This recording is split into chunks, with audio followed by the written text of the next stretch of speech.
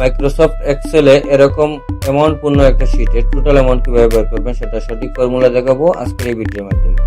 যেই কলামে total amount চান সেই কলামে টাইপ করবেন ইকুয়াল, তারপর নিচ থেকে প্রথম কলামে একটা ক্লিক করবেন এবং কিবোর্ডের প্লাস বাটনে একটা ক্লিক করবেন। এভাবে প্রতিটা কলামের মধ্যে একটা ক্লিক এবং একটা প্লাস বাটনে ক্লিক করবেন, প্রতিটা ক্লিকে একটা প্লাস বাটন ক্লিক করবেন। এভাবে করে করে নিচ থেকে একদম উপর পর্যন্ত ক্লিক করে করে একদম লাস্টের কলামে গিয়ে আপনি ইন্টার প্রেস করবেন। এই কলামের মধ্যে গিয়ে এটা ইন্টার প্রেস করবেন, তাহলে দেখবেন এখানে টোটাল অ্যামাউন্টটা চলে আসছে। এখানে যতগুলো অ্যামাউন্ট উপরে দেওয়া আছে সেখান থেকে যদি আমরা একটা অ্যামাউন্ট চেঞ্জ করি তাহলে অটোমেটিকলি টোটাল অ্যামাউন্টটাও চেঞ্জ হয়ে যাবে।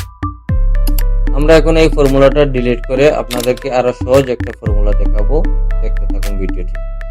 একদম প্রথম কলামে মাউস দিয়ে ক্লিক করে হোল্ড করে একদম নিচের দিকে আমরা নিয়ে আসবো, তাহলে প্রতিটা কলাম মার্ক হয়ে যাবে। এবং তারপর যদি আমরা কিবোর্ড থেকে অল্টা প্লাস ইকুয়াল টাইপ করি তাহলে দেখেন এখানে টোটাল অ্যামাউন্টটা চলে আসছে। এখানেও যদি আমরা কোনো একটা অ্যামাউন্ট চেঞ্জ করি তাহলে দেখেন টোটাল অ্যামাউন্টটা অটোমেটিকলি চেঞ্জ হয়ে যাবে। এই ফর্মুলা একবার অ্যাপ্লাই করে রাখলে বারবার আর অ্যাপ্লাই করতে হয় না। এই শীট থেকে আপনি বিভিন্ন হিসাব করতে পারবেন। এক্সেলে যোগ করা দুইটি সহজ ফর্মুলা থেকে কোনটি আপনার কাছে ভালো লাগলো সেটা কমেন্ট করে জানাবেন। সবাই ভালো থাকুন, আল্লাহ হাফিজ।